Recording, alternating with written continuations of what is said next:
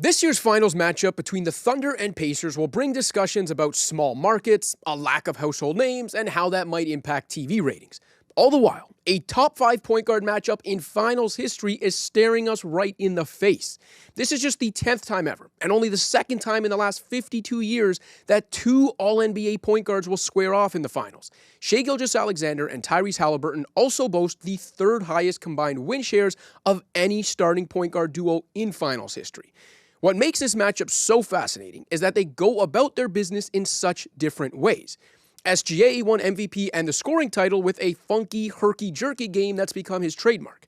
He's somehow both frenetic and in complete control. He's a relentless driver and an all-time killer from the mid-range. It's nearly impossible for defenders to keep him in front of them or off the free throw line because he's one of the craftiest scorers we've ever seen, not because he's the free throw merchant critics suggest. Opponents can never be sure what type of punch SGA is about to throw or where it's going to come from.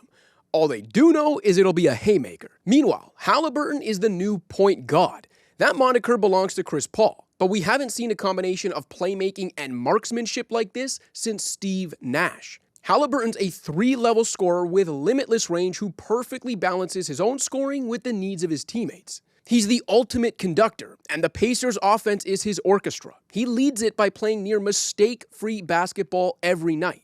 This season, he became the second player ever to average 9 or more assists and 2 or less turnovers. If you can't get excited for a fresh finals matchup featuring these two guards, don't call yourself a basketball fan. The correct term is casual. And with that, welcome to the Unfiltered Show presented by Under Armour. My name is Joseph Casciaro. Doing things a little different this week. We are doing a full-on finals preview. We're going to talk to a Thunder expert and Pacers expert later in the show to talk about that matchup. But before we get to that finals preview, we're going to start this week's show with our Let Them Talk segment presented by Under Armour. And this week's topic on Let Them Talk is going to be all about the Raptors' reported pursuit of Giannis Antetokounmpo, or the reported mutual interest between the Raptors and the Greek Freak. And who better to talk Raptors with than the host of the Hello and Welcome podcast, Raptors media legend and a friend of the show, a friend of mine personally too, Will Lou. What's going on, man? What's going on, Cash? That's a hell of an intro, man. Yeah, only the best for the best. Yeah, I'll be honest, I didn't think when I was first planning the show that what was going to be a full finals preview was going to have to include Raptors talk, and then lo and behold, because somehow the Raptors always find their way into the news, no matter where the team is in their competitive cycle. Brian Windhorst reports, says, it offhand during his podcast that the Raptors might be going after a big fish this summer. And then Toronto Star's Doug Smith reported a couple days ago that there is mutual interest between the Raptors and Giannis. Not that anything's imminent, but that there could be mutual interest. So we're going to use that as a jumping off point for this week's Let Them Talk segment here on the Unfiltered Show presented by Under Armour. And we're going to dive into 3 different things here as part of this Raptors talk. So the first one, and this goes back to when Windhorst reported that the Raptors might be going after a big fish this summer, and we've got 607 PDX on IG who said they had the guy who just won the Eastern Conference Final MVP. So, well, let's start there before we get to the Giannis stuff, the big fish stuff, and revisit the Pascal Siakam trade a year and a half later now that he is the Eastern Conference Finals MVP. Does this at all change anything for you in terms of the way you viewed that trade, how you view the return they got, or is it just, you feel the same way about it than you did 2 weeks ago? No, I think my immediate reaction, because if you remember how that trade broke, I think Shams had like 90% of that deal the night before, and then the day after, the entire trade was made official. And it was underwhelming the night before, and it was underwhelming the day after when it became real. I think that that's something where you could clearly see that the Raptors didn't feel comfortable giving Pascal Siakam a full 4-year maximum. He wasn't seeking a super max. He was just seeking a regular 4-year max. That was never really fully put on the table from my understanding from Toronto's side. And so obviously Pascal had to look elsewhere. Clearly he's a player who deserves that. But as much as I would say Bobby and Masai, the front office for the Raptors, were guilty of potentially not fully valuing Pascal, I think back to the entire NBA at that time. I mean, the Raptors shot Pascal to Atlanta, and Atlanta said, I don't know if we can give you Kobe Buffkin. Kobe Buffkin was the line in the sand. Well, somebody had to play for the College Park Skyhawks, apparently. They went to Sacramento and they said, we need Keegan Murray. If we're going to give you a power forward, he's probably going to play 4 for you. You're not going to get as many minutes for Keegan. They said, hell no, can't have Keegan Murray. Well, okay, all right. Well, Sacramento enjoy being what Sacramento is right now. They went to Golden State. They said, look, Steph's getting old. We can give you a co-star to run with with Steph, Pascal well from 2019 in the finals. And they said, well, you know what? We actually love Jonathan Kuminga, who can't even get into rotation sometimes. Even though our head coach hates him. Yeah, exactly. So I think what it really says is like the entire NBA outside of maybe Indiana really, really undervalued what Pascal was as a player. And I think that this year's run has been able to sort of see him showcase himself, not only demonstrate the skills that he had pretty much had already demonstrated in Toronto, but I think also get the recognition, because when you see how much adoration he got on Inside the NBA, I think it was all well-deserved. He's always been a really quality player, and he's a perfect number 2 if you're trying to go deep in the playoffs. Yeah, I mean, I think that's exactly it. I think you hit the nail on the head. I think he is such a solid secondary scorer, playmaker as well at his size. And then he's obviously like such a solid two-way player. I just think he's everything you would want in your number 2 guy, especially in this day and age when to be a contender, your number 2 guy doesn't have to be like another no-doubt Hall of Famer. I think he's like perfectly cast for that role in the modern NBA. Obviously helped turn the Pacers around. I go back to that trade, and I don't even necessarily think they got bad value in the moment, because at that time he had half a year left on his contract. For a team to sign him, to trade for him, they also had to have had some sort of confidence he'd stay there. So in terms of what they got in the moment, that was never my issue. My issue was that, and it still is, especially watching the success he's had in Indiana, is that the Raptors fumbled the bag so much when it came to the timing of everything and how they mismanaged the timing and the way they mismanaged the asset from that perspective. Like, you go back to before last season when everyone knew that Pascal Siakam wanted that 4-year max that you were talking about. And the Raptors, for whatever reason, didn't think they wanted to give it to him, didn't think he was going to live up to that contract, whatever the case may be. Once they made that determination going into what would be his contract year, they should have traded him then.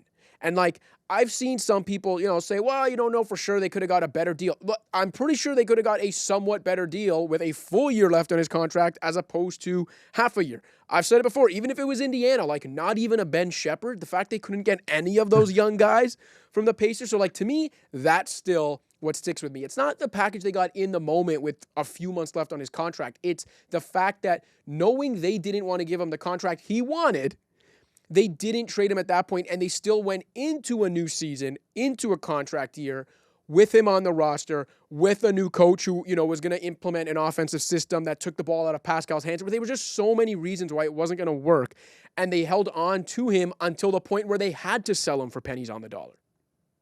Yeah, but you know what? The one thing I will say is they did pivot nicely out of it. I think that even though Brandon Ingram isn't as accomplished of a player as Pascal Siakam, the fact that they were able to pivot most of those extra pieces they got from that trade towards Brandon Ingram is a nice bit of a save for that front office. And I think, and Jacoby Walter. And Jacoby Walter, who's a really nice young prospect, and I think probably the best piece of the Raptors added last year in their draft. But all's forgiven though if Masai gets Giannis. I mean, we're not going to be talking about this anymore with all due respect to Pascal. Yeah. All due respect to Spicy P, but the Greek Freak is where it's at. All right, that's a perfect segue as we continue on here in the Let Them Talk segment on the Unfiltered Show, presented by Under Armour. So then the report comes, like I said, Doug Smith, Toronto Star, notes that there's mutual interest between Giannis and the Raptors. And we've got Jay Carducci on Instagram saying, Ohtani, Soto, Giannis, I can't take this. Please make it stop. We know as Toronto guys, the way this city has been, I won't even say misled, because the Blue Jays and, the Raptors at different points have actually been in the talks, whether it was to trade for these superstars or to sign them. And only one team, just like only one team can win a title at the end of the year, only one team ends up with the guy at the end of the day. So I'm not going to fault the reporters. I'll fault the reporter who said Ohtani was on the plane. But I'm not going to fault the reporters for getting our hopes up in saying that the Blue Jays and Raptors are in the mix. And I'm also not going to fault fans for feeling like they can't do this again. So you talk fans off the ledge. Are you encouraging people to buy into this, or are you telling people to be not even cautiously optimistic, just not to believe anything until Giannis is actually wearing a Raptors jersey? Catch. Who did the comment come from again? What was their name? This one was Jay Carduch. Okay. Jay Carduch. You're starting to sound like Sean Kingston in Beautiful Girls. All right. You're crying about how these girls are so beautiful. I don't know what I'm going to do with myself. I can't entertain this. If I get this beautiful girl, I don't know what I'm going to do. I'm going to get jealous. You got to indulge this. This is what sports is about, man. If you're not chasing the biggest stars and trying to bring world-class athletes to a world-class city like Toronto, then what's it all about? You know what I mean? Preach. Yeah, you can always sort of play it safe, man. You can always play it safe. Just keep building. A couple of nice drafts here or there. You add a guy here. The Raptors got the 9th pick. Who do you want to, listen, do you want to fantasize about the 9th pick, or do you want to fantasize about getting a 2-time MVP who also has a finals MVP, who's also in his prime and has an actual personal connection with the general manager of your team? You know what I mean? So just let yourself love a little bit. Yeah, you could probably get your heart broken. Honestly, you probably would, but that's kind of the point of life. You know what I mean? Yeah, and that, like you said, that's kind of what you sign up for as a sports fan. Like, just like, as you watch a season unfold and, your team's probably not going to win it. It's the roller coaster you go on until you get there. That is worth the price of admission. And I'm with you, man. Like, even now when people talk about like, oh, the Jays looking pathetic and the Ohtani thing, it's like, they put their best foot forward. I would rather the teams I root for try to get generational talent than not even try. And it's like, okay, fine. Shohei Ohtani left the Jays facility with gear for his dog Decoy and didn't end up wearing it in real games. Sometimes them's the breaks, and that's what happens, but you always got to at least try. You miss 100% of the shots you don't take, as Wayne Gretzky said. Exactly. All right, last thing here. Continuing on with the report that the Raptors and Giannis have mutual interest. Then we've got KF Sunshine on Instagram who said, just please don't get rid of Scotty. And I think this is where we get to the real meat of the conversation. Because if we're talking Giannis and the Raptors, it's all, sunshine and rainbows. It's nice to dream. But it's going to take a serious trade offer to get him. This isn't 36-year-old Kevin Durant a few years after blowing his Achilles, where we're seeing reports now where, the Suns have had to lower their asking price. And KD, don't get me wrong, still a great player. We're talking, as you said, about a guy who's still in his prime at 30, is coming off, a third-place finish in MVP voting or fourth place, whatever it was, in which any other year or most years, what he just did was MVP worthy. Like, we're still talking about a perennial MVP candidate. What kind of package are we talking about if the Raptors actually end up landing him? And is there any way in your mind you think they can get it done without Scotty Barnes going to Milwaukee? I mean, if Masai brings Giannis to Toronto, he should have a statue already, just for that. But if he manages to make this trade without sending Scotty to Milwaukee and actually allowing Scotty and Giannis to play together, then I don't know, maybe build 2 statues. Maybe get a Bobby Webster statue beside him or something, holding a calculator. Because, no, you got to look at things from Milwaukee's perspective too, right? This is the greatest player in their franchise history, and this is also a team that way back in the day had Lou Alcindor, aka Kareem Abdul-Jabbar, and the fact that Giannis is on that level has shown nothing but loyalty to that city, has represented it with pride, has won everything with that place, and he's also still in his prime. I mean, you just got to come at it a little correct. I mean, again, I think it'll be highway robbery if the Raptors are able to come out of this negotiation with a yes from Milwaukee's side that doesn't include Scotty Barnes going the other way. But, I think that a realistic outcome probably would be that you see some sort of swap with those 2 names involved. I do think it's interesting in terms of how much it would cost in addition. Would it be Scotty plus, most of Toronto's draft capital moving forward? Because the one thing the Raptors do also quite well is they draft really well. When they have the ability to use their picks, they turn them into good players who turn into long-term pieces. And so that, for me, makes it I'm hesitant to give up so many picks. But again, if it's an option between, if it's an RJ, Barrett, and Emmanuel quickly plus a lot of picks for Giannis, yeah, I would definitely do that over putting Scotty in the deal. But again, that's what the Raptors got basically without the picks for OG Anunoby. Would you, in any sort of sane peace of mind, flip OG for Giannis? I mean, nobody can get that deal done. Yeah, that's a good way to look at it. If if Scotty's not in it and you start looking at it just from like a salary matching perspective, okay, you take Scotty's new max contract off the table and it's like, yeah, you're talking about a Quickly or a Barrett or like even Ingram. I just don't think Milwaukee's going to want that. And it's like, grand closing for Ingram in Toronto. Honestly, yeah. Then we're really talking about that Siakam trade looking good in hindsight. But no, like you're just not getting a player of Giannis's caliber with a Quickly or a Barrett or even like, throw in Grady Dick with those guys and another youngster and multiple picks. Like I still would argue that's not enough for Milwaukee to get rid of a player like Giannis. Like you said, best player in franchise history, perennial MVP candidate still in his prime, because they can still sniff the fringes of contention if everything goes right around Giannis. So to give that up to rebuild with the remnants of Toronto's like cast-offs just doesn't make any sense. On the flip side, though, I'm also with you that I would be okay flipping Scotty for Giannis, obviously, because it's Giannis. That's not even a shot at Scotty Barnes. That's just, you're not Giannis Antetokounmpo. But I would also hesitate if we're talking Scotty in a lot of picks because, yeah, Giannis gives you a leg up, obviously, in a wide-open East. But if you're getting rid of Scotty Barnes and you're getting rid of a lot of your draft capital, and now Giannis Antetokounmpo is just inheriting a team that was already not even a play. Like, it's like, what are we talking about now? Are we just talking about Milwaukee East, Milwaukee Northeast, where it's another team led by Giannis that actually isn't good enough to win? But, you've also now gotten rid of all of the trade capital you would need to build a good team around him.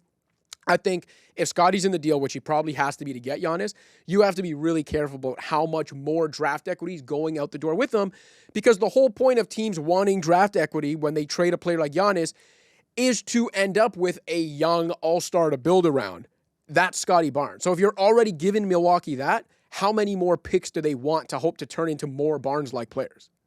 Yeah, I think the one thing that's underrated here is, with Giannis having 2 years left on his deal plus a player option after that, you probably, if the Raptors were to, make any sort of acquisition for Giannis, I think they would need to look strongly to, cement that partnership with Giannis, hopefully signing an extension above sort of what his current contract is. What that does is not only does it show a sign of good faith, not only does that give financial, stability for Giannis, he's going to get the max regardless, but still, it's good to have that, many millions on paper.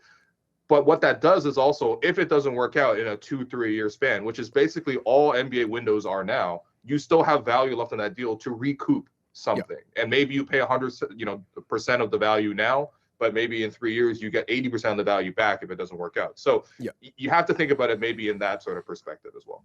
Yeah. Okay, real quick before I let you go, we talked all about it. If you had to put a percentage chance on it, someone asked you, what do you actually think is the percentage chance Giannis Antetokounmpo is a Raptor when we're at the OVO Center for Media Day in 4 months, 5 months, whatever it is? What percentage are you putting those chances at? Yeah, as a veteran of the Giannis Watch game, because I think this is the third round of doing this, I'm going to put this at 15%, guys. Wow. Like a solid 15. Yeah, I'm going to be honest. That's pretty high. That's pretty good. Okay. Yeah. Well, I mean, we still haven't had Giannis saying to the Bucks, "Hey, I want to get traded." Yeah. That still hasn't happened. Remember, they were all like, "Okay, the Bucks are eliminated. Giannis has to have a meeting with the front office." That was like 6 weeks ago, man. What are we waiting for at this point? Yeah. Giannis have the meeting, Giannis. Yeah, I think it's coming. And I was gonna say 10%, and I was like, man, that's probably still too optimistic.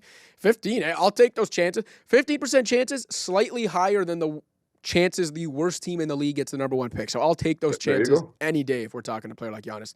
All right, well, man, appreciate your time always. We'll make sure we get you and Alex back in studio at some point soon. Obviously, all Raptors fans, all NBA fans know they should be listening to the Hello and Welcome podcast. Will, appreciate your time. Anything for you, Cash. All right, that was Will Liu, and that was the Let Them Talk segment on the Unfiltered Show, presented by Under Armour. We're going to move to the finals preview that I promised now, and we're going to head to Oklahoma City. Joining me now to break down the finals from the Oklahoma City point of view, he hosts the Locked On Thunder podcast, co-hosts Locked On NBA, and covers the Thunder for SI. It's Rylan Stiles. Rylan, what's going on, man? What's up, man? Thanks for having me. Yeah, thanks for coming on. We were just talking a bit off air. I'm sure the vibe around OKC is awesome right now. Oh, it is electric right now. I mean, you can feel that everyone understands the moment, especially, given that your first time back since 2012, and now you've really gotten accustomed to life in the NBA, and you realize it was not that easy to get to the finals back then. You've had to wait 9 years, and now Now it's back here in OKC. So everyone's kind of appreciating the moment and ready for Thursday.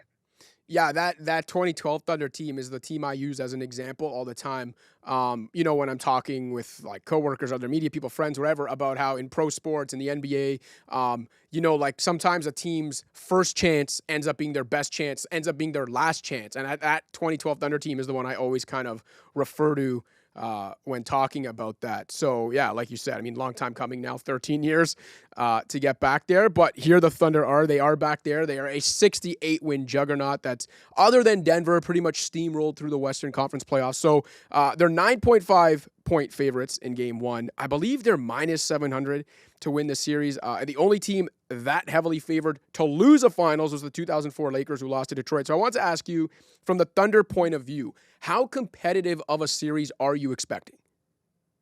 I think that this will be a very fun and competitive series. I think that within the 48 minutes of basketball, it'll be very close. Now, the games might be as short as 5 or 6 in the series, but the games themselves will be a tightly contested battle because Indiana has some really great equalizers for this Thunder defense, for this Thunder team. Like their ability to generate threes and knock them down is massive when you look at how the Thunder for 2 straight years now have just been willing to concede wide open corner threes. And Indiana is going to take those, say thank you, and knock them down and make these games really tight and force the issue against OKC to where I think that some of these games will look a lot like that Game 4 against Minnesota, where all of the Minnesota role players were hitting at an elite level, and it took a heroic effort from SGA, Chet Holmgren, and Jalen Williams to actually get the win, and they got the win because while the role players were awesome, they did limit Anthony Edwards and Julius Randle. So that's the type of vibe of that Game 4 I think that you're going to see in this series, regardless of who ends up winning the NBA Finals. So I'm really excited to see all the different chess matches because the Thunder are going to have to make some adjustments to Indiana just as much as Indiana is going to have to adjust to OKC.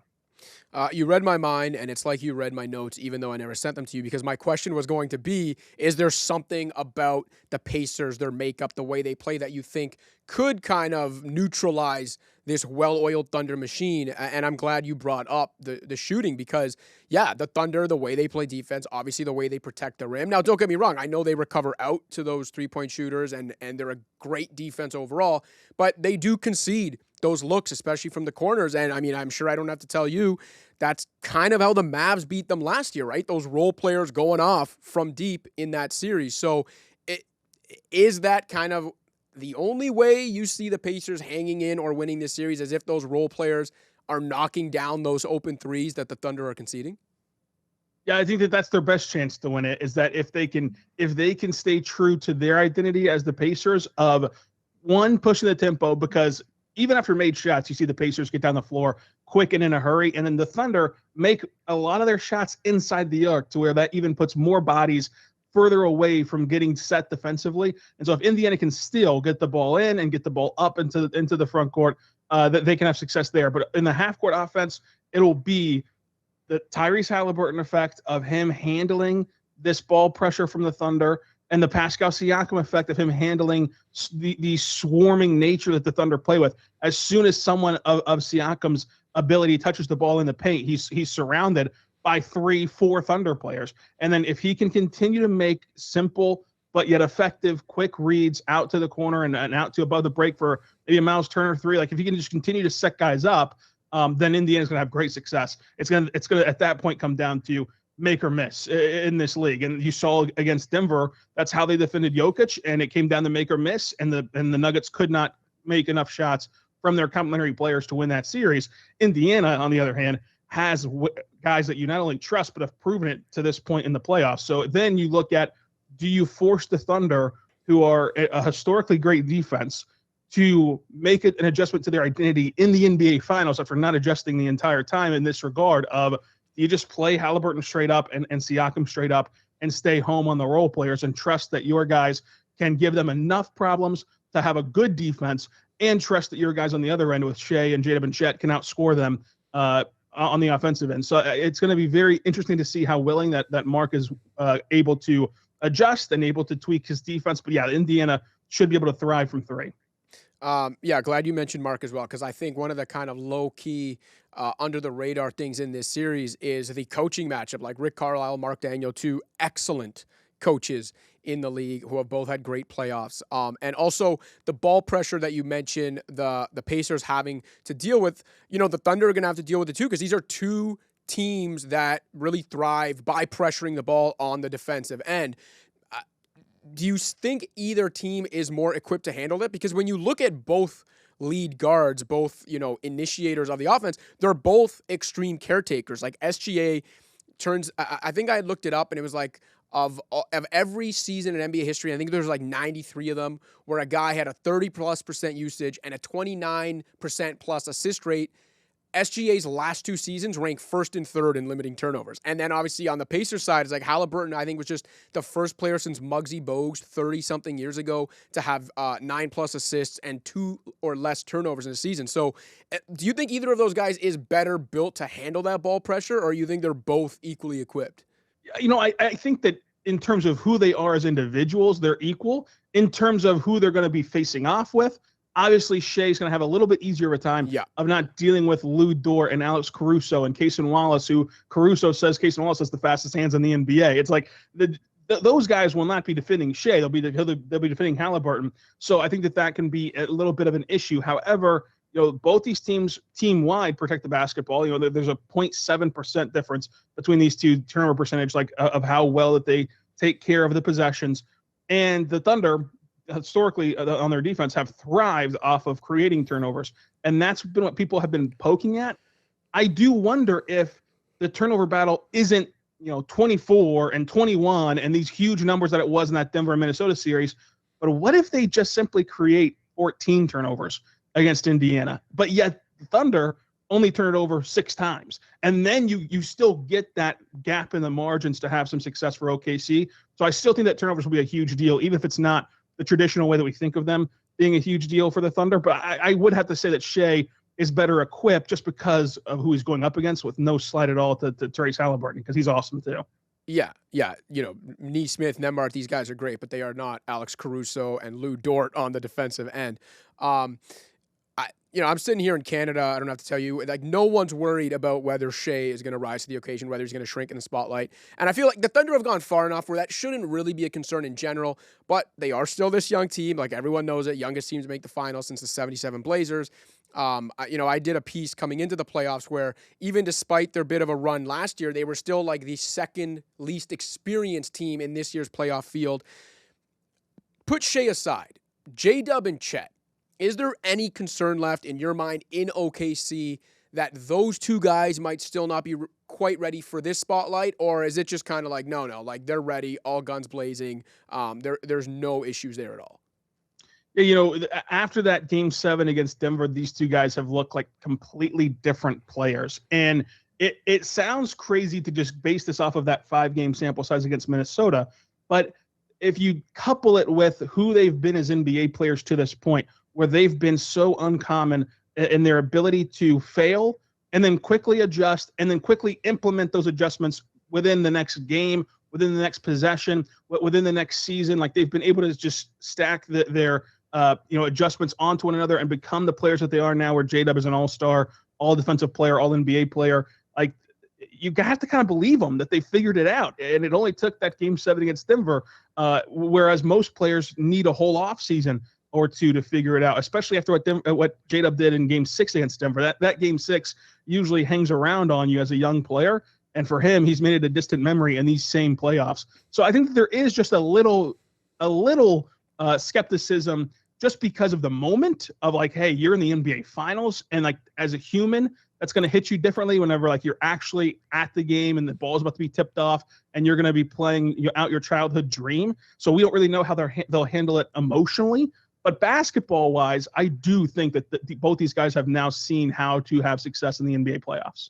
Yeah, I've said it before. I thought, and I know I'm not the only one who said it, but like, I really think for a young team, the Thunder cleared some hurdles in that Denver series, whether it was like, winning Game 5, or then obviously the way they stomped them in Game 7. And then I thought even in the Minnesota series, Game 4, that really, put the stranglehold on that series, where they win a really, really competitive Game 4 to take a stranglehold on the road against a really good team. I feel like they've cleared the hurdles they've needed to clear, and like no disrespect to the Pacers, I know it's the NBA Finals, but I don't see whether it's Chad or J-Dub or any of the young Thunder players, who met those moments against those teams, now all of a sudden, shrinking in the spotlight against Indiana just because it says, I was going to say just because it says finals on the court. It doesn't even say finals on the court now, but you know what I mean. Yeah, you're totally right. I think that quickly the Thunder have gotten these battle scars that everybody was wanting for them all throughout the regular season. Like the only way to dismiss this Thunder team from October till April was about battle scars and experience. And they lost to Dallas in the second round last year with some obvious flaws that they addressed. They sweep Minnesota, they sweep Memphis and keep the intensity even after Ja goes out and make that comeback in Game 3 and win Game 4. And then the Denver series, they not only had to win it in 7, they had to learn how to play from behind. They had to play the best player in the world, and they had to beat him by throwing him completely different coverages each of the 7 games to get that series win. And then you go from playing behind in a series to the stranglehold that you mentioned against Minnesota to go up 3-1 on the road, feeling great about yourself a game away from the NBA Finals, but then double down and get a blowout win in Game 5 to officially put it into that series and take care of business. I think just shows the maturity and the uncommon nature of this Thunder team. And if you want to look at the experience for experience in these playoffs, like Indiana has never played a player like Shea. Indiana's never played a defense like Oklahoma City. Indiana's never played a team like the Thunder depth-wise. So they are going to be put in a more unusual spot, whereas the Thunder have played a player the caliber and better than Tyrese Halliburton. They have played a defense the caliber of Indiana's defense. And the only thing they haven't faced off with is Indiana's pace, because it's repeatable. But the Thunder also like to play with pace themselves. So like that's kind of neutralized just a little bit in that decision. So it's going to come down to some of the other margins for Indiana, like 3-point shooting, like the coaching battle, because I do think that Rick can have a huge impact on this series. Yeah, absolutely. Okay, before we let you go, I did want to ask you, I saw you recently, earlier this week, wrote about how teams can take a few pages or lessons from the way the 2 finalists built their team. So I kind of wanted to get into that with you. We saw Miles Turner talk about the power of friendship a couple of days ago. Talk to me about how you envision this and what you wrote about and what lessons can be taken from the way these 2 finalists built their rosters. Yeah, I think that when you watch the NBA Finals every year, it's a copycat league, and you just always look for ways that they did it. And to me, the way that these 2 teams have done it is the developmental standpoint of their organization and making development a priority. Both these teams utilize the G League at a high level. Both these teams utilize the regular season as a ground for experimentation, as a ground for exploring their roster. The Thunder did that in 68 games this season that they won. They just so happened to finish on the right side of the scoreboard. But they were, if you look at the lineups that they played in some of those wins, they were willing to lose for the sake of getting data points and getting development for their players. And like that's what it takes nowadays in the NBA, because neither team gets here without the depth that they have, because the Thunder do not win that Denver series if you don't throw out J-Will to throw a junk pitch at Jokic. The Pacers do not get here if Nembhard does not go crazy and Thomas Bryant in Game 6 and all the different role players that they had go crazy for them. Like, you cannot in the NBA anymore just say, here's my 6 guys, we're gonna ride and die with these 6, and then when it's not their night and they're having an off night, quote unquote, you have no one else to turn to. You're left twiddling your thumbs. When the Thunder or Pacers have had guys have off nights, they've turned to somebody else. Kenrich Williams didn't play a single meaningful playoff minute and a single meaningful minute for the last 3 weeks of the season until Game 1 of the Western Conference Finals, whenever he went and turned the game around for the Thunder defending Julius Randle. Like, you have to have a coach willing to play these guys. You have to have a coaching staff able to develop these guys and kind of utilize every single spot on your roster. And far too often, you're seeing teams try to only utilize and invest in the top 6 or 7 guys. You've got to invest in the entire roster in this NBA, because the talent's too good. Everybody has a good top of the line guy. If you're gonna reach the playoffs and you're gonna reach the second round or further, everybody has good top of the line players. Who separates yourself from the others with the depth is what I think people are going to have to learn. Yeah, I think those are great points. I think also, not breaking any news here when we talk about like the second aprons and the more punitive tax penalties now, where like teams are not going to be stacking multiple or like 3+ Hall of Famers anymore. Like that's just not going to happen. Whereas before that used to be like the benchmark for if a team was truly championship caliber, right? It's like, well, how many of those like generational talents do they have? I think now it's about, obviously, yeah, you're still going to need at least one of those guys. And I think both these teams have them. And you're going to need like a solid number 2 and number 3. But I think beyond that, once you get past your top 2 guys, I think it's about filling out your roster with two-way players, just solid two-way players up and down your roster. And yeah, there might be a hole here and there, but for the most part, guys that can shoot and defend, preferably both, at least one or the other, but not be a black hole on either end, right? And I think that's what you're seeing from both these teams, where it's like, okay, maybe on Oklahoma City side, like an Isaiah Joe isn't the best defender, but I feel like his effort is there. But he's what, like the 10th, 11th man on that team before you get to a point where you have that kind of defensive black hole. Even on the Pacers, like Halliburton's obviously not a defensive stopper, but he's a superstar of a different caliber on the offensive end. And even him, like there's an honest effort there.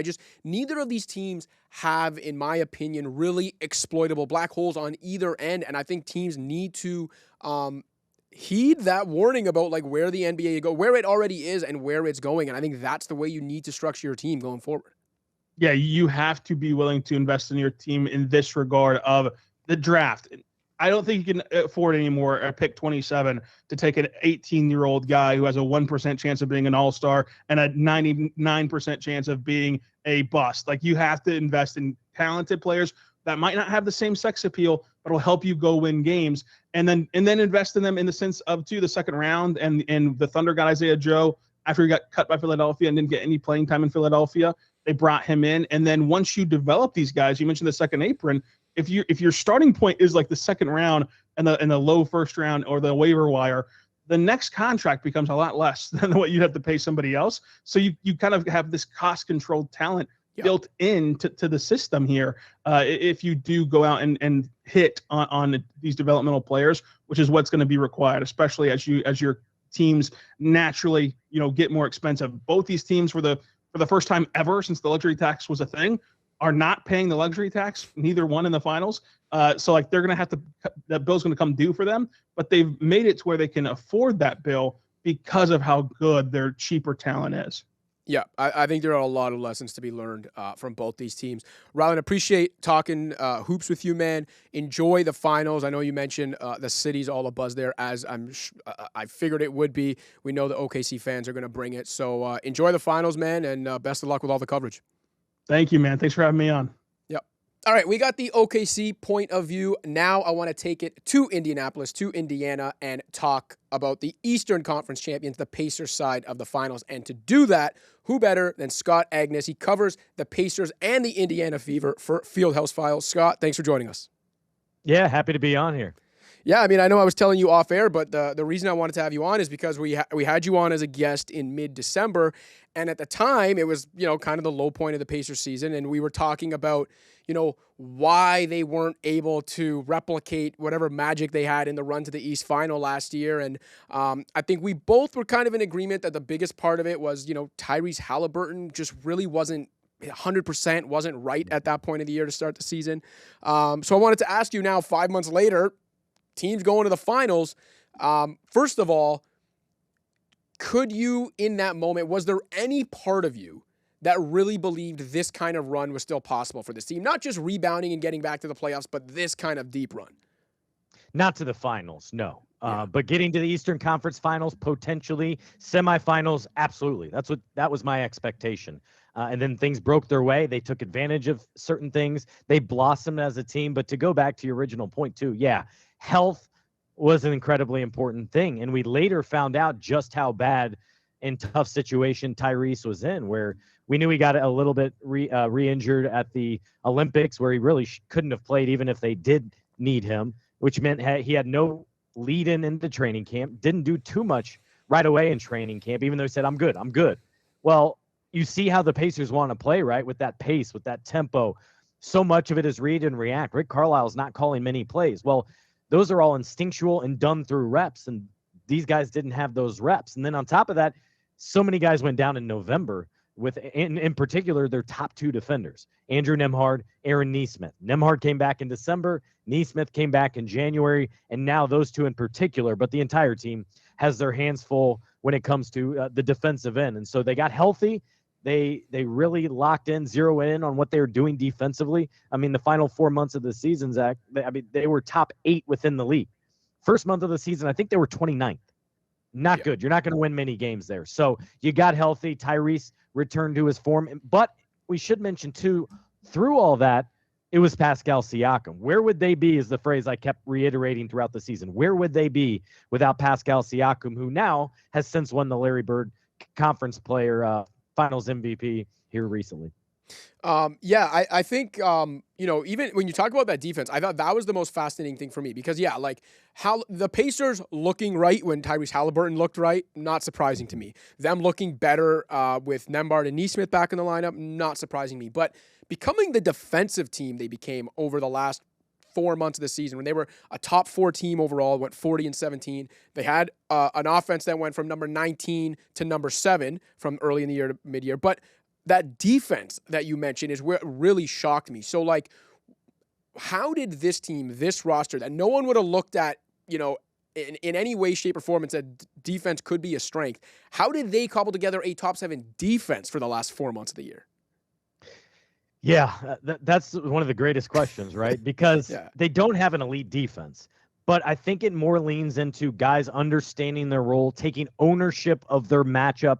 And then on top of that, here's where great coaching has come in too. They didn't keep it the same throughout an entire series. The best example of that is Aaron Nesmith took the bulk of the load this last series against Jalen Brunson, but not in this most recent game. They moved Andrew Nembhard on him and just infuriated Brunson. He was headbutting him. He was diving on the floor, having to go after the balls after Nembhard stole it away. Nembhard stole the inbounds pass.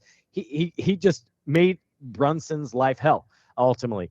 And I think it's by committee. You get guys healthy again and guys buying into this team concept because, again, they do not have the defense or the defenders individually like we're about to see with OKC. Yeah, and I do think, I know you mentioned coaching as well, but Rick Carlisle, what a job he's done with this team. I think what, really impresses me about Rick Carlisle, among many things, is he's coached such different styles and different teams over the course of his career and basically found success with all of them. Even, when you were mentioning about he doesn't really call plays for this team because of the read and react offense. All I was thinking of is, I don't know if you remember years ago back when he was in Dallas and there was reported friction because in Dallas he was much more of a play caller and didn't like the fact, for example, that Rajon Rondo wanted to go a little rogue and call plays on his own. So I just think it's so interesting how Rick Carlisle has evolved as a coach, through these different eras of NBA basketball and how he's just found success with so many different types of teams and so many different styles of play.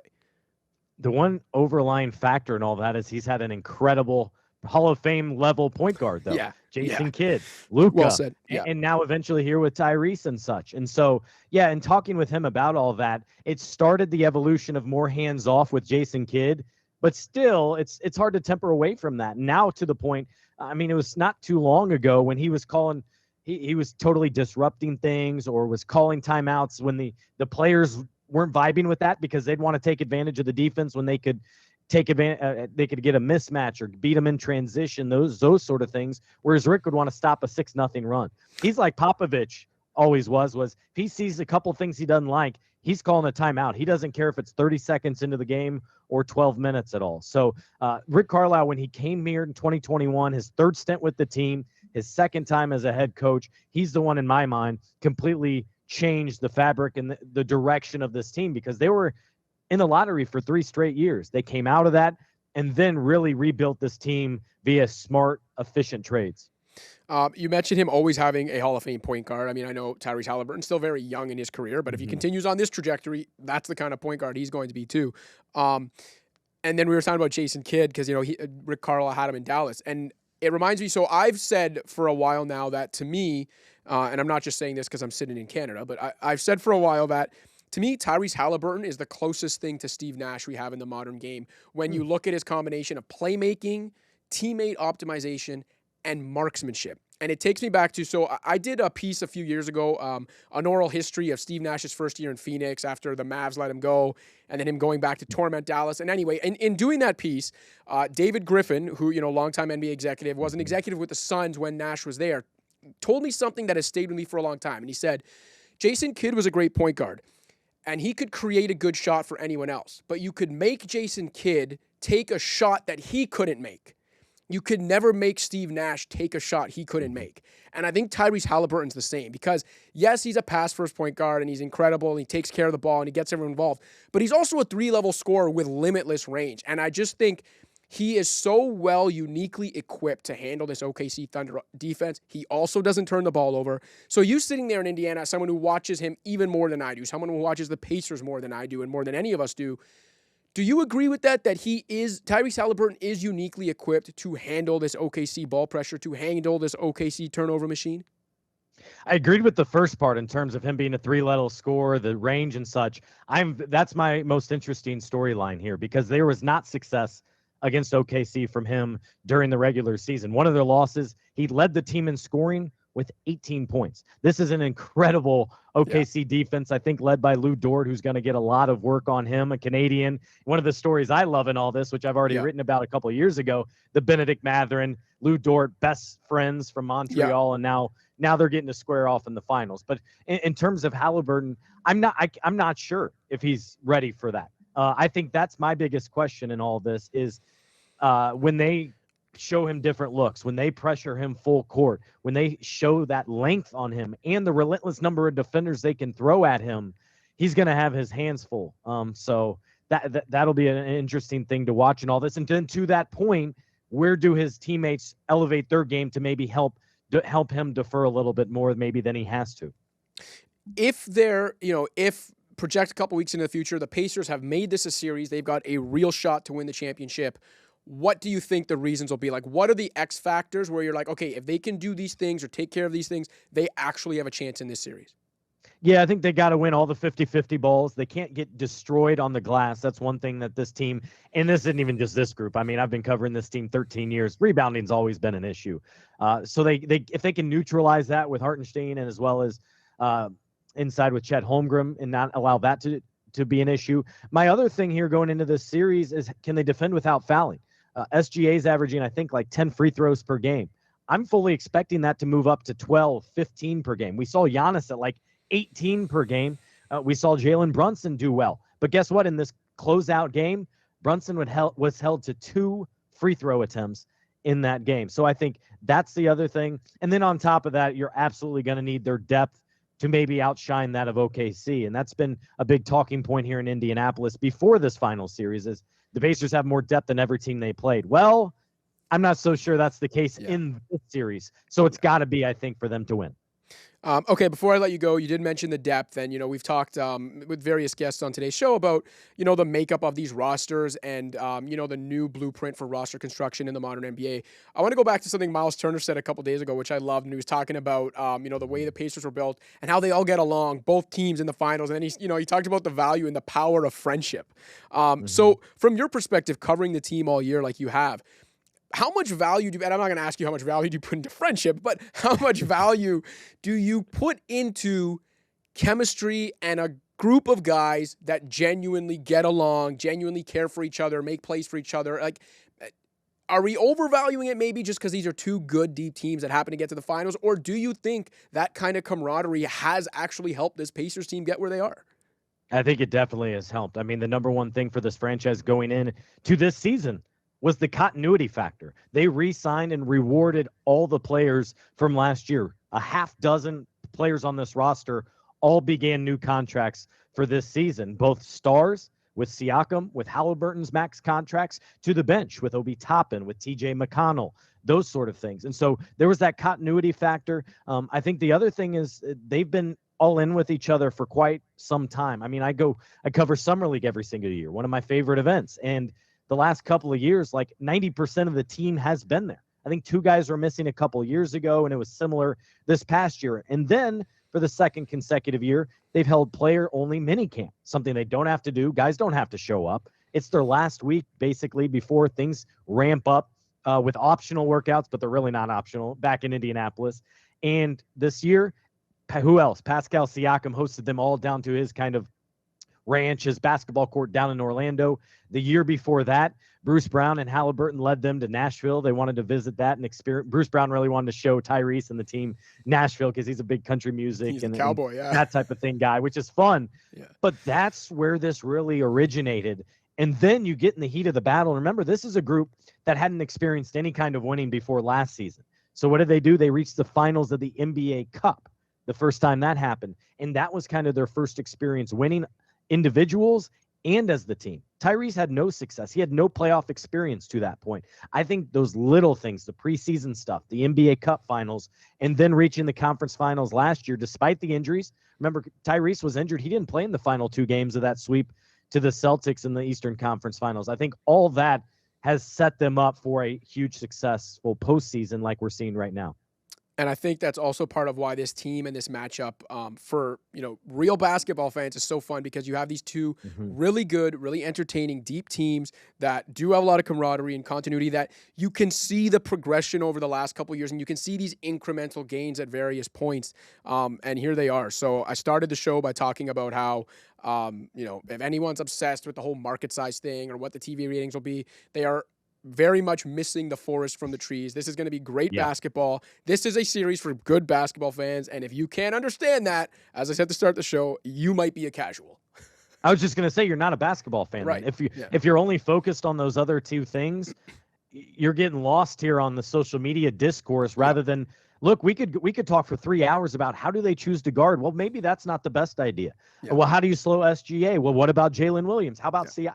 Like, there is endless conversations from a basketball standpoint. That's why I'm so intrigued by this matchup, whether the Pacers involved or not. The other thing, too, I like about it is you're going to have a brand new champion for the first time in the NBA as well. And I appreciate that no matter the sport. Absolutely. We'll be enjoying it from afar. We hope you enjoy it up close. Good luck with all the coverage in the next couple of weeks. And like I said, very much appreciate you taking the time on this busy week. Yeah, happy to do it. Thank you. All right, for Scott Agness, for Rylan Stiles, for Will Liu, my name is Joseph Casciaro. This has been the Unfiltered Show presented by Under Armour. Don't forget to like and subscribe, and we'll see you next week.